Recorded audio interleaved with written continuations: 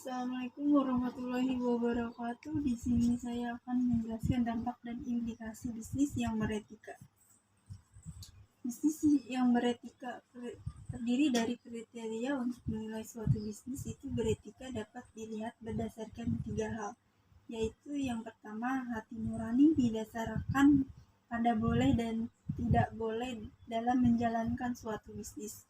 Yang kedua, empati yang berperan sebagai patokan moral oleh pelaku bisnis. Yang ketiga, audit sosial adalah berupa penilaian objektivitas masyarakat terhadap perilaku dan pengelolaan bisnis. Kode etik, code of conduct dalam bisnis. Kode etik berperan sebagai pengendali dan pedoman bagi aktivitas bisnis untuk memperoleh dampak dan implikasi positif dari bisnis yang beretika. Asosiasi Pengusaha Indonesia atau disingkat APindo merumuskan beberapa indikator prinsip etika bisnis, antara lain terdiri dari 6. Yang pertama, persaingan usaha yang sehat. Yang kedua, transparansi.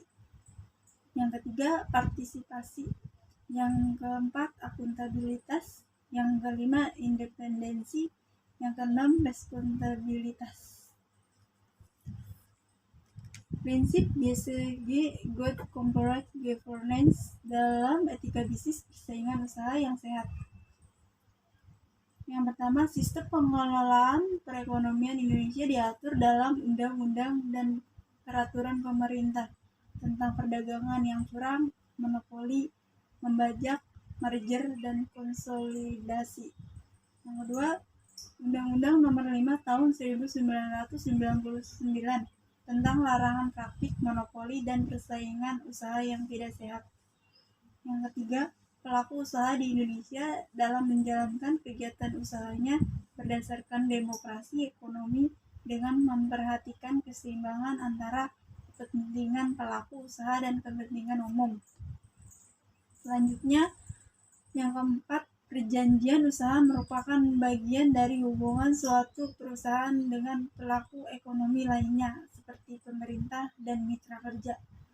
Yang kelima, dalam Undang-Undang Nomor 5 Tahun 1999 tentang larangan praktik monopoli dan persaingan usaha yang tidak sehat, disebutkan beberapa perjanjian yang dilarang adalah: yang pertama, oligopoli, membuat perjanjian dengan pelaku usaha lain untuk secara bersama-sama melakukan penguasaan produksi dan atau pemasaran barang atau jasa yang dapat mengakibatkan terjadinya praktik monopoli dan atau persaingan usaha tidak sehat. Yang kedua, penetapan harga.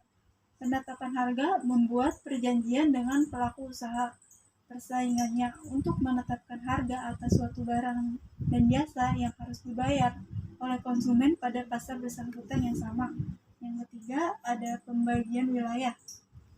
Pembagian wilayah, pelaku usaha dilarang membuat perjanjian dengan pelaku usaha persaingan yang bertujuan untuk membagi wilayah pemasaran atau alokasi pasar terhadap barang atau jasa, sehingga dapat mengakibatkan terjadinya praktik monopoli dan atau persaingan usaha tidak sehat.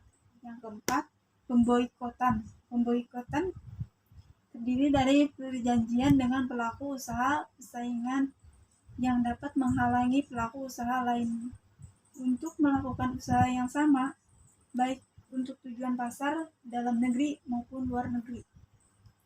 Yang kelima, kartel. Kartel yaitu perjanjian dengan pelaku usaha persaingannya yang bermaksud untuk mempengaruhi harga dengan mengatur produksi dan atau pemasaran suatu barang atau jasa yang dapat mengakibatkan terjadinya praktik monopoli dan persaingan usaha tidak sehat. Yang keenam, perjanjian dengan pelaku usaha lain untuk melakukan kerjasama dengan membentuk gabungan perusahaan atau perseroan yang lebih besar, sehingga dapat mengakibatkan terjadinya praktik monopoli dan persaingan usaha tidak sehat. Yang ketujuh, oligopoli, yaitu perjanjian dengan pelaku usaha lain yang bertujuan untuk secara bersama-sama menguasai pengembalian dan penerimaan pasokan agar dapat mengendalikan harga atas barang atau jasa dalam pasar bersangkutan dengan mengakibatkan terjadinya praktik. Selanjutnya ada kegiatan bisnis yang dilarang dalam Undang-Undang Nomor 5 Tahun 1999. Yang pertama, monopoli. Monopoli penguasaan atau produksi dan pemasaran barang atau jasa yang dapat mengakibatkan terjadinya praktik monopoli dan persaingan usaha tidak sehat. Yang kedua, monosoni. Monosoni yaitu menguasai penerimaan pasokan atau menjadi pembeli tunggal atas barang jasa dalam pasar bersangkutan yang dapat mengakibatkan terjadinya praktik monopoli perusahaan yang tidak sehat. Yang ketiga, penguasaan pasar, melakukan suatu beberapa kegiatan baik sendiri maupun bersama pelaku usaha lain yang dapat mengakibatkan terjadinya praktik monopoli atau persaingan usaha tidak sehat, yaitu terdiri berupa menolak atau menanggulangi pelaku usaha tertentu untuk melakukan kegiatan usaha yang sama. Yang kedua, mematikan usaha saingannya di pasar bersangkutan sehingga dapat mengakibatkan terjadinya praktik monopoli dan persaingan usaha tidak sehat. Yang keempat, persekongkolan. Persekongkolan dengan pihak lain bersekongkol untuk mengatur atau menentukan pemenang trader sehingga mengakibatkan terjadinya persaingan usaha tidak sehat.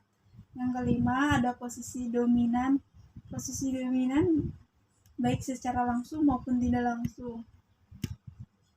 Ada menetapkan syarat-syarat perdagangan dengan tujuan untuk mencegah dan atau menghalangi konsumen memperoleh barang atau jasa yang bersaing baik dari segi harga maupun kualitas. Selanjutnya ada membatasi pasar dan pengembangan teknologi. Selanjutnya menghambat pelaku usaha lain yang berpotensi menjadi pesaing untuk memasuki pasar bersangkutan. Yang keenam, ada jabatan rangkap.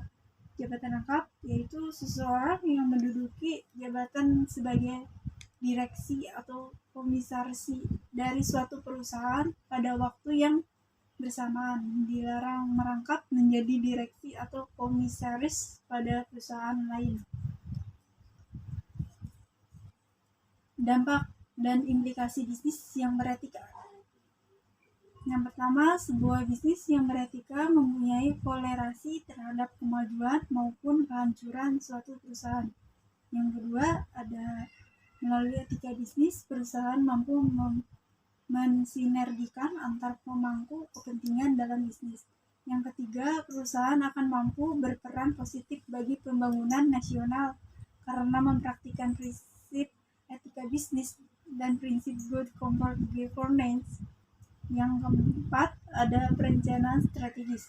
Perencanaan strategis, organisasi yang baik, sistem prosedur yang transparan didukung oleh budaya perusahaan yang andal serta etika perusahaan yang dilaksanakan secara konsisten dan konsekuen.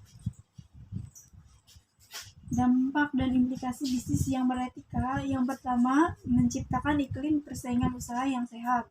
Yang kedua, mempunyai hubungan baik dengan para pemangku kepentingan internal perusahaan, perusahaan lain, pemerintah, dan masyarakat, sehingga perusahaan berkembang untuk maju dengan baik tanpa hambatan. Yang ketiga, mencegah kemungkinan terjadinya perpecahan baik internal maupun eksternal. Yang keempat, meningkatkan etos kerja internal perusahaan, budaya perusahaan. Yang kelima, prinsip kebebasan berniaga.